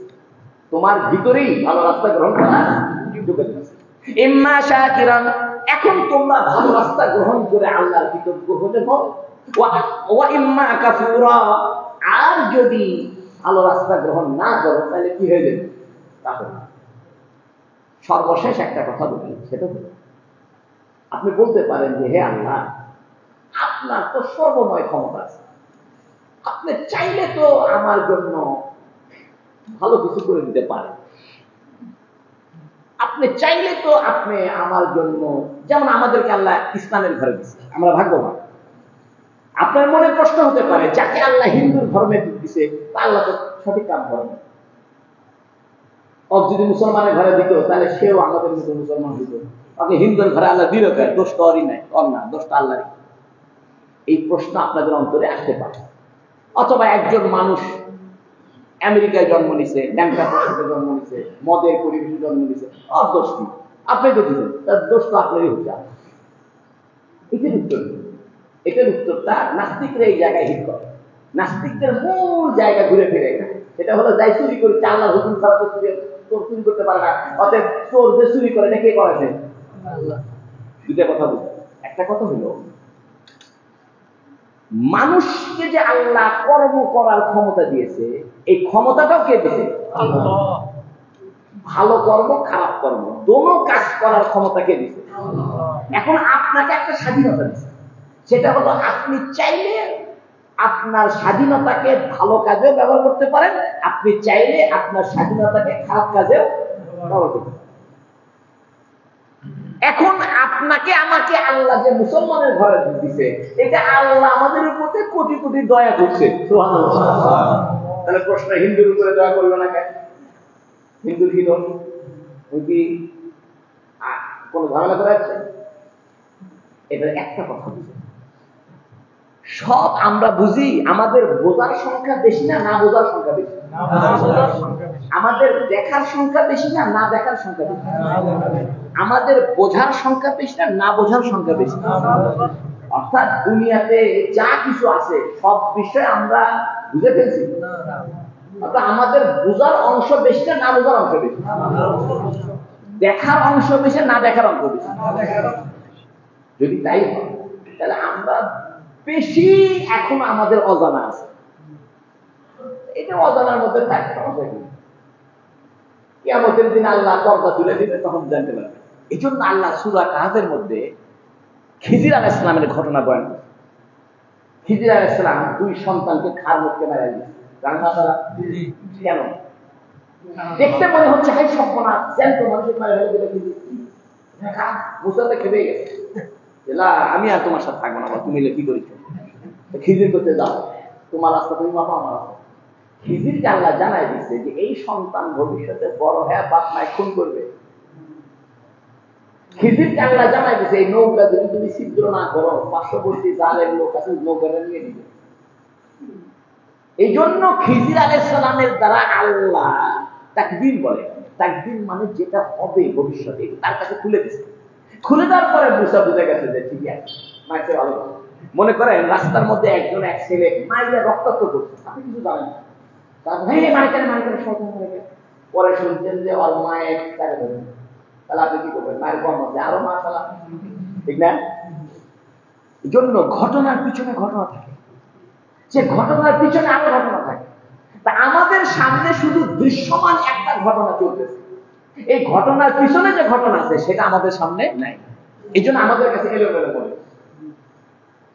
ঘটনার পিছনের ঘটনা কে জানে? হিন্দুকে আল্লাহ হিন্দুর ঘরে কেন দিছে, এই ঘটনার পিছনের ঘটনা কারণ কার কাছে? আপনি সেখানে টানাটানি করেন।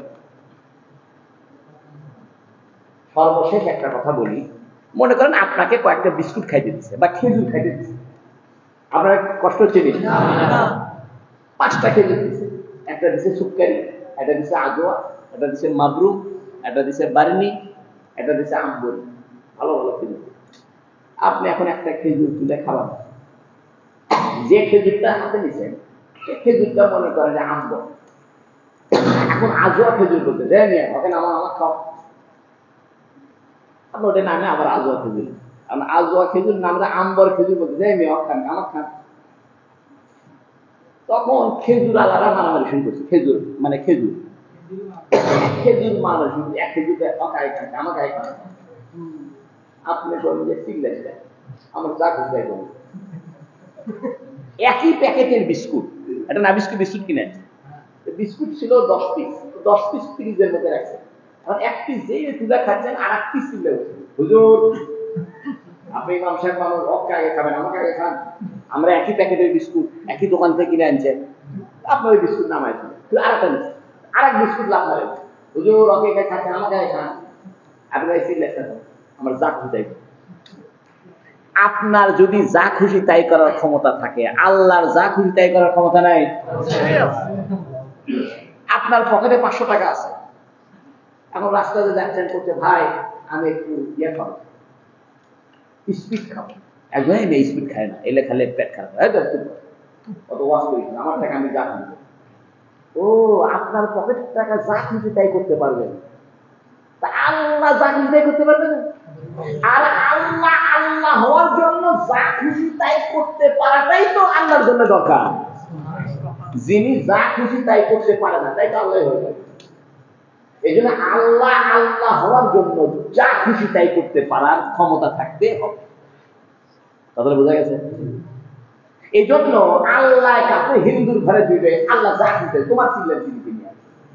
আল্লাহ কাকে নাস্তিক বানাছে, কাকে হিন্দু বানাছে, কাকে খ্রিস্টান বানাছে, কাকে সামার বানাছে, কাকে মুসি বানাছে, কাকে কোটিপতি বানাছে, কাকে ধনী বানাছে, কাকে গরিব বানাছে, কাকে সাদা বানাছে, কাকে ফর্সা বানাছে, কাকে মহিলা বানাছে, পুরুষ বানাছে, কাকে অন্ধ বানাছে, লেঙ্গা বানাছে, তোমার আপত্তি করার কি আছে?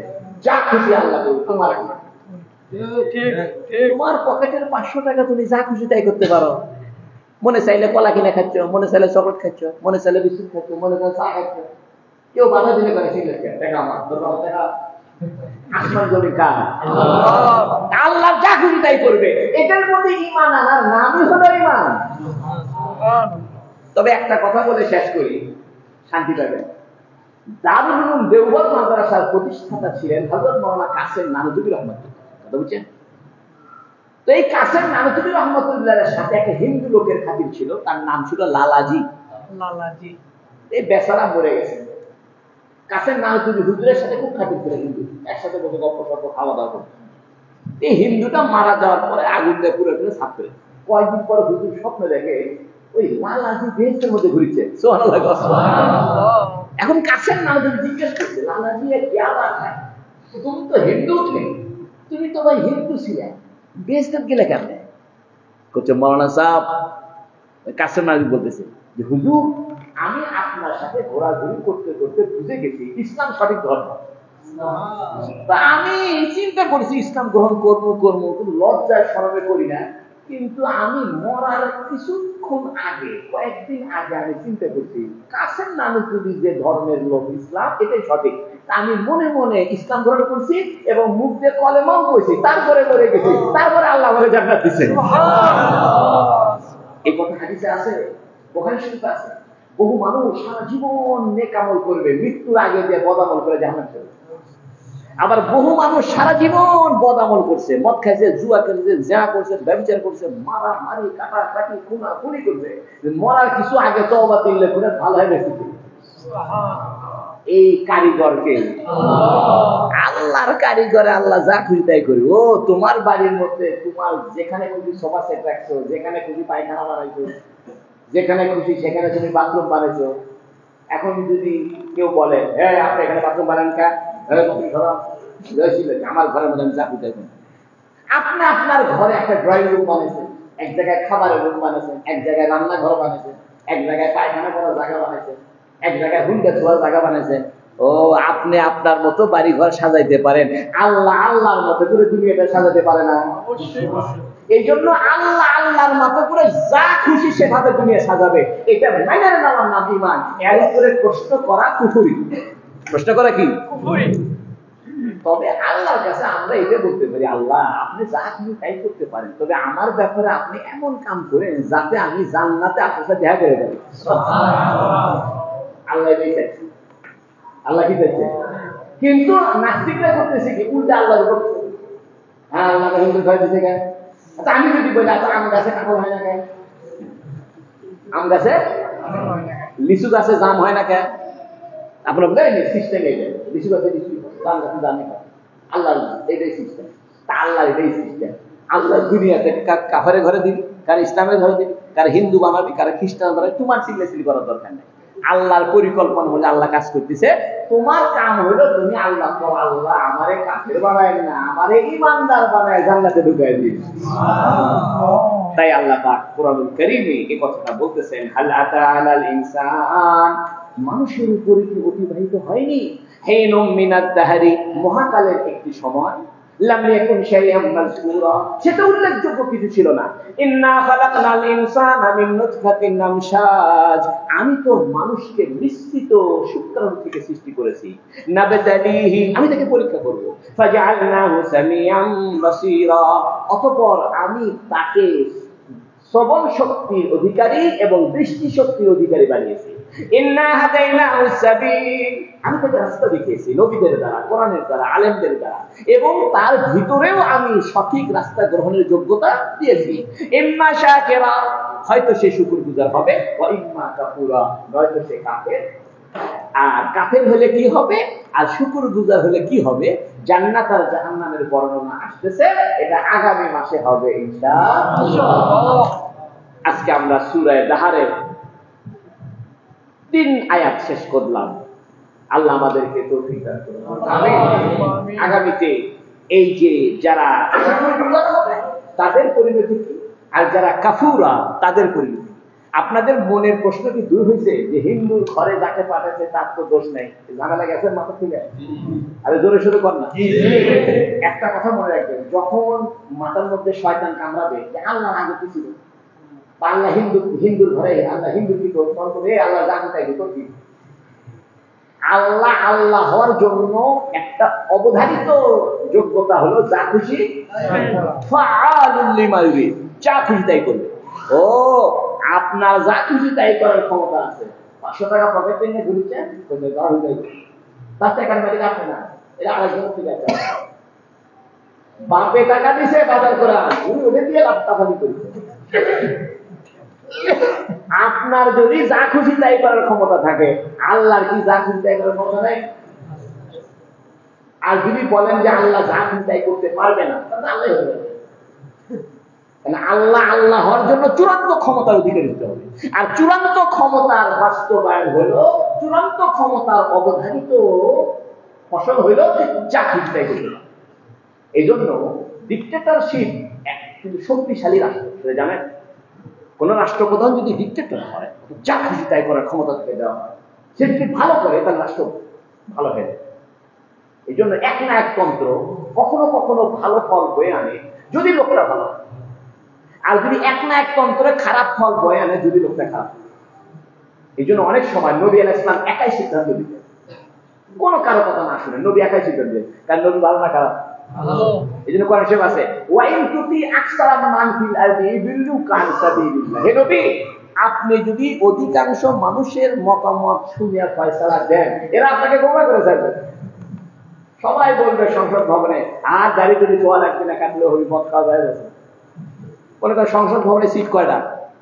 300, এর মধ্যে 151 জন করলো মদ খাওয়া কি আছে? বোঝা গেল না অধিকাংশ মাস বিগ্রান্টে, মানে ইংরেজিতে কি কর মেজরিটি মাসবি। আমি ইংরেজি পারি না, বাংলা অর্ধেক, অধিকাংশ মাসবি। এই কথাটা কুফরি করে, এটা আল্লাহ বলেই দিয়েছে। কোন ওয়াইন তুতি আকসারা মান ফিল আরদি ইউদিল্লুকা আন সাবিলিল্লাহ। এ নবী, আপনি যদি অধিকাংশ মানুষের মতামত মাইনে নেন, ওরা আপনাকে গোমরা করে থাকবে। সবাই বলবে 6 মাস রাত উজ্জার পূজা হোক, 6 মাস মুহাম্মাদের সময়। ওরা বলছিল তো, আল্লাহ নাযিল করছে, কুল ইয়া আইয়ুহাল কাফিরুন লা আ'বুদু মা তা'বুদুন ওয়ালা আনতুম আ'বুদুনা মা আ'বুদু ওয়ালা আনা আ'বুদু মা আ'বাদতুম ওয়ালা আনতুম আ'বুদুনা লাকুম দীনুকুম ওয়ালিয়া দীন। তোমার কাম তুমি করো, আমার কাম। আল্লাহর জন্য যা খুশি তাই করার ক্ষমতা দরকার আছে কিনা? আল্লাহ যা খুশি তাই করবে। কাউকে হিন্দুর ঘরে পাঠাবি, কাউকে খ্রিস্টানের ঘরে পাঠাবি, কাউকে নাস্তিকের ঘরে পাঠাবি, কাউকে হুজুরের ঘরে পাঠাবি, কাউকে মক্কা পাঠাবি, কাউকে মদিনায় পাঠাবি, কাউকে আবু বকর বানাবি, কাউকে ওমর বানাবি, কাউকে আবু জাহেল বানাবি। তোমার চিন্তা কি নিয়ে? এখন আপনি করছেন, হ্যাঁ আবু বকরকে আল্লাহ, আবু জাহেলে আবু বকর বানাবে না কেন? আবু জাহেলের কি দোষ? আবু জাহেল কি আল্লাহ করেনি? আবু জাহেলের বলতাম, আবু তালেব নবীর চাচা, সারাটা জীবন নবীর সাহায্য করে গেছে, আল্লাহ তাকে হেদায়েত দেয়নি। মৃত্যুর সময় আবু তালেব নবীর ঘরে ঢুকছিল না, আবু তালেবের মৃত্যুর সময় নবী ঢুকছে ঘরে, ঢুকে বলতেছে, চাচা একটা বার খালি বলে যান যে মুহাম্মদ আল্লাহর রাসূল এবং আল্লাহ একজন, কিয়ামতের দিনে আমি আপনার জন্য সুপারিশ করার সুযোগটা দেন চাচা, সারাটা জীবন আপনি আমার পক্ষে কাজ করবেন। এর মধ্যে আবু জাহেল ঢুকে বলতেছে, ইয়া আবা তালেব আনতা সাইয়্যিদু হাযাল ওয়াদি, তুমি এই অঞ্চলের নেতা, তুমি আমাদের বাপ ধর্ম ছেড়ে দিবে? আবু তালেব ইসলাম গ্রহণ করল। নবী আলাইহিস সালাম চোখের পানি ছেড়ে আবু তালেবের দরজা থেকে বাইরে হইতে পারেনি। জিবরাইল আয়েশা বলতেছে, ইন্নাকা লা তাহদি মান আহবাবতা ওয়ালাকিন্নাল্লাহু ইয়াহদি মান ইয়াশা। হে নবী, তুমি যাকে চাও তাকে হেদায়েত দিতে পারো না, আমি যাকে চাই তাকে আমি হেদায়েত দিই। ইন্নাকা লা তাহদি মান আহবাবতা, হে নবী তুমি যাকে পছন্দ করো তাকে আমি হেদায়েত দেওয়ার কোনো গ্যারান্টি আমি নেই। আমি কি তোমার খাই না করি? ও মুহাম্মদ, আমি কি তোমার খাই করি? তোমার কথা মতো চলবো? তুমি যা চাইবা সেটা আমি করতে পারবো না, আমি যা করবো সেটাই হবে। সুবহানাল্লাহ। ওয়া হুয়া আল্লাহুল আজিজ আল কাহ্হার আল জাব্বার, মহা প্রতাপশালী, মহা তাকবশালী, মহা ক্ষমতার অধিকারী, যা খুশি তাই করবে। আল্লাহ চাইলে জেনাকার মহিলাকে কুকুরকে পানি পান করানোর উসিলায় মাফ করে দিবে। আল্লাহ চাইলে সারা জীবন মুহাদ্দিসগিরি করছে, সামান্য অহংকারের কারণে জাহান্নামে ফেলে দিবে। যা খুশি করবে কে মালিক? আল্লাহ। এই যা খুশি করার ক্ষমতাকে মেনে নেওয়ার নাম ঈমান। আল্লাহ আমাদের সবাইকে সত্যিকারের ঈমানদার বানায় দিন, বলেন আমিন। সবাই একটু দর্শক বলো।